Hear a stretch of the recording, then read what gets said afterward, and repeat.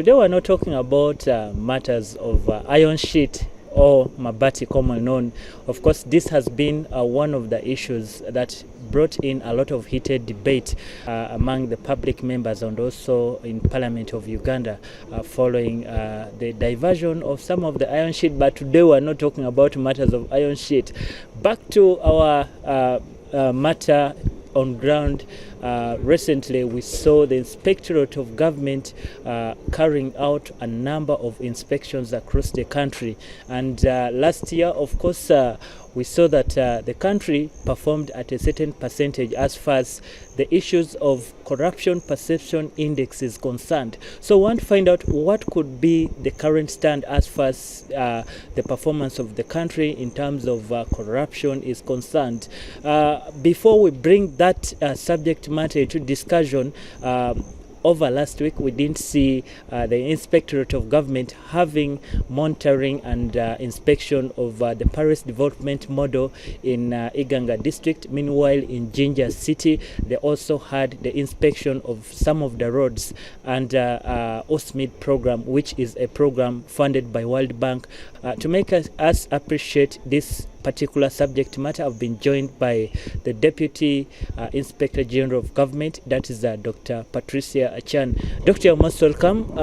We are talking about matters of corruption. Today we're not talking about mabati issues, but issues of development. We're trying to see government coming up with different initiatives which are geared towards transforming the locals from subsistence to monetary economy. And different programs have come up, and we have seen the impact, others which are positive, meanwhile others, because of mindset, very few people have had impact in their household's income. Maybe this time we want to understand what is the level of engagement of inspectorate of government in ensuring that these monies are put into the intended purpose and also benefits the intended people.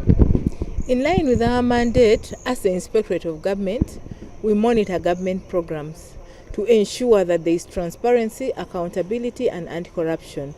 This week, you may have noted, we have been in Iganga, basically looking at the implementation of the parish development model in Iganga, and we sampled 12 parishes from 4 sub-counties, and we're looking at the progress on the implementation of the parish development model in Iganga. And we noted that the program has been well received. Perhaps the leadership have done a good job in mobilizing the people to appreciate the program, but the people were very, very happy about the program, and they are on the implementation mode. They have received the monies and they have begun purchasing the chicks, preparing the animals, and so we see the program being implemented. But we noted there is need for supervision, there is need for close monitoring to ensure that people do the rightful things with the monies they have received through the different circles.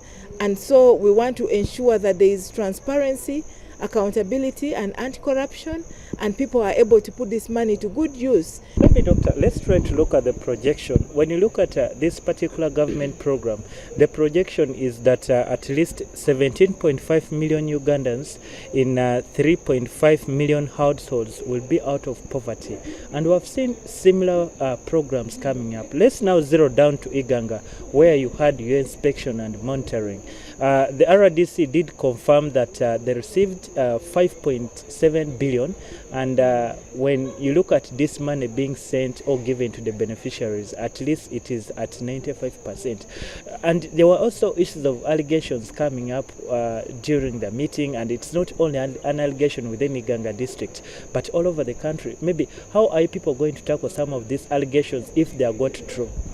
As the inspectorate of government, like I said, our mandate is to ensure that there is service delivery.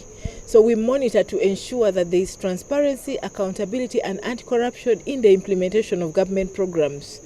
And we have conveyed our message across the country that if there is a red flag, if this money is being misused or if it is being stolen, they should quickly report to us so that we do quick detection rather than waiting for the post-mortem. We have cases of people who have actually misused this money, and we put them to task to pay back The RDC did explain that there are people he arrested for misusing this money, and he has asked them to pay back.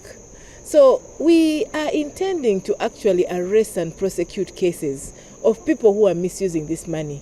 But we are also hopeful that those who are putting this money to good use will benefit themselves, because they're going to improve on their welfare, they're going to improve on their livelihood, and we're going to see lots of benefits coming out of it. I mean, if the challenge we are having in this country is corruption.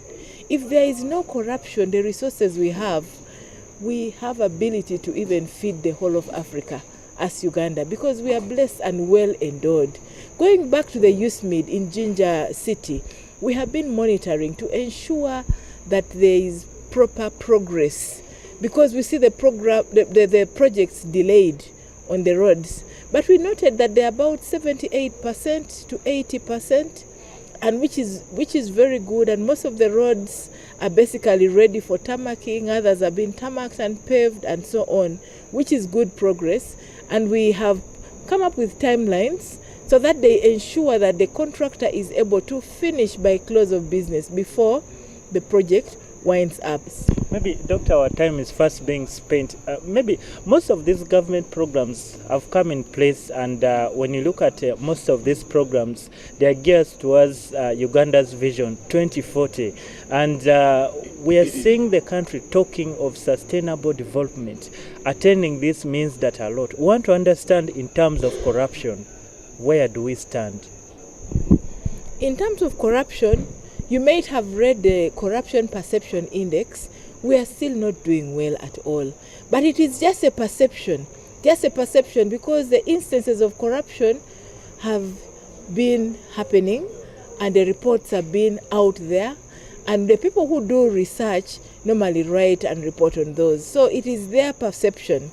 But internally, for us as the institution involved in fighting against corruption, we are very optimistic and very positive that Ugandans now know what corruption is. Ugandans appreciate their role in the fight against corruption, and they are readily bringing and reporting the cases to us for action. About the perception, we are now at 26%. Previously, we were at 27%. But we might even go down, because now the Mabati scandal has been there and several other scandals. It is from those that people make those perceptions. Yes. Okay, thank you so much. Thank you so much, Doctor, for sparing your time to speak to us. Dr. Patricia Chan is the Deputy Inspector General of Government, working with the Inspectorate of Government, government institution that has been entrusted constitutionally with the responsibility of fighting corruption in the country. Of course, she made us appreciate the subject matter for this particular discussion.